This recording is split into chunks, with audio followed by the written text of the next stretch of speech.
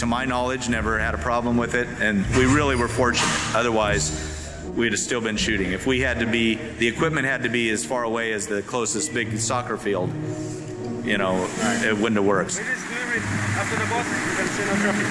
The police have all worked with us really well to control the roads and control the traffic, and I think generally it's been moving the way that we planned on it. The only thing that caused some problems were the torrential rainstorms, and it seems like every time we move to a location, the first day we're there, it rains really hard and we end up tearing up the playing field that we park on.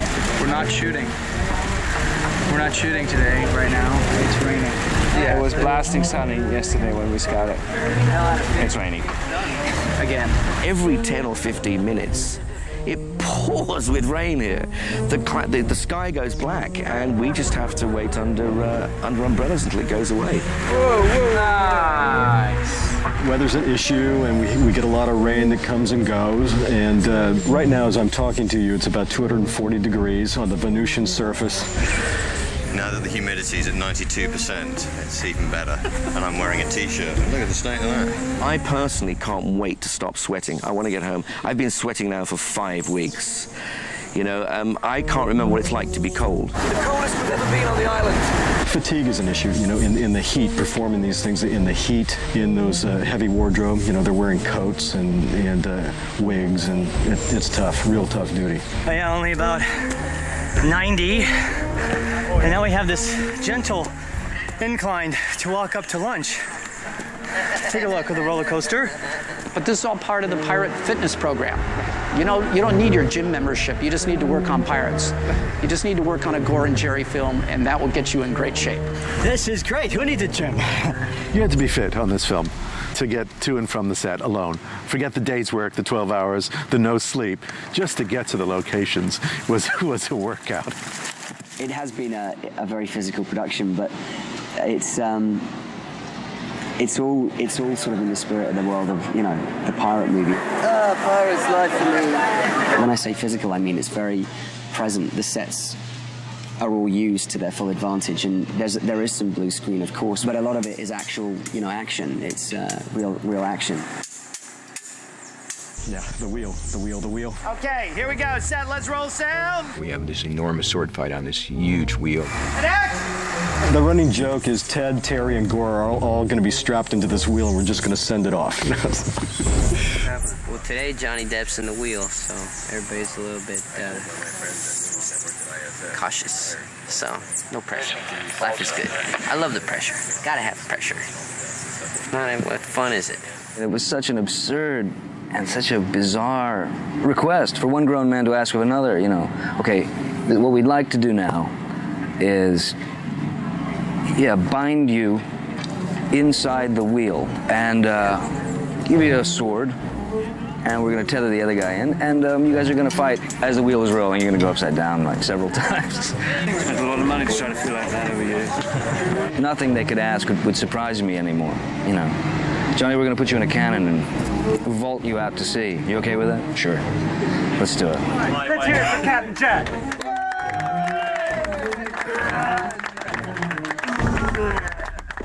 We spent many days harnessed on the inside of a wheel, just like doing crazy fights going up and down and round and round. I mean, it would make a really fun sort of ride in an amusement park if it weren't so uncomfortable. I wouldn't really try that, huh?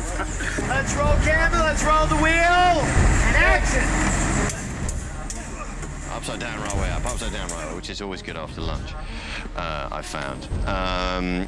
And it's pretty demanding on a body that isn't designed to do that. But, you know, one of the brilliant things that Gore's trying to do and is getting is us like this, upside down with the veins on our forehead sticking out, going round and round and round, or running around on the top of the wheel, or whatever it is. If you can get those pieces in, then obviously the audience's suspension of disbelief becomes much more extended because they stay in it rather than going, oh, look at that effect. Cut it!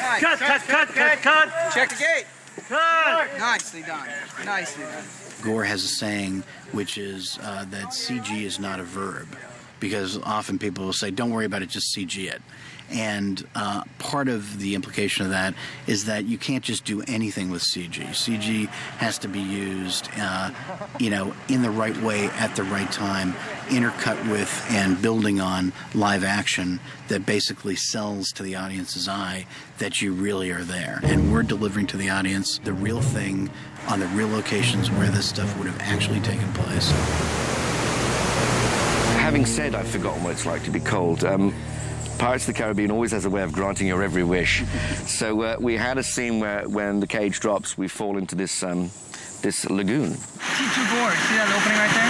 Yeah. That's where we're going. Gore and I fell in love with this place when we saw it. We actually saw it driving on Scout on one of those folders, like one of those Welcome to Dominica tourist folders.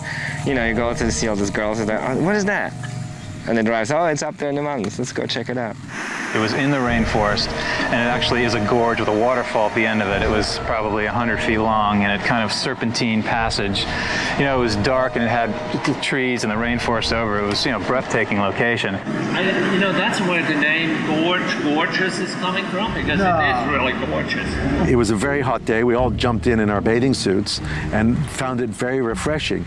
Little did we think that we would be back and shooting in it for 2 full days and find it less than refreshing. It's strange to go to the Caribbean and freeze to death. That water had to be about 40 degrees.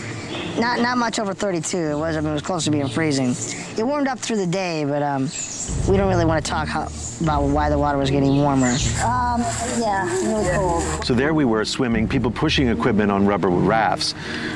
Poor Marty, we would have to carry him or swim him in by rubber raft because, again, the water's deep and it's also rushing at you. So you're kind of going up current, trying to paddle your way to the spots that Gora's picked inside this cave. Funny way to get to the office, huh? Some of our cast members we had to put in it, don't forget, are not young people. The gentleman who plays Cotton is an old elderly man and so forth. You okay? I'm fine. Good. Immersed in water for 5 hours, 6 hours, non-stop, and I mean non-stop. I'm kicking my ankles on submerged rocks time after time. But guess who were the only people standing up at the end of the first day? Kevin McNally and David Bailey. I mean, you've got to know that I'm 67 years old, and Gore had nothing better to do than give us close-ups, because everyone else had got off the shot. How'd it go, sir? Exactly according to plan. It took 2 days, but we did it, and I'm not going back in. But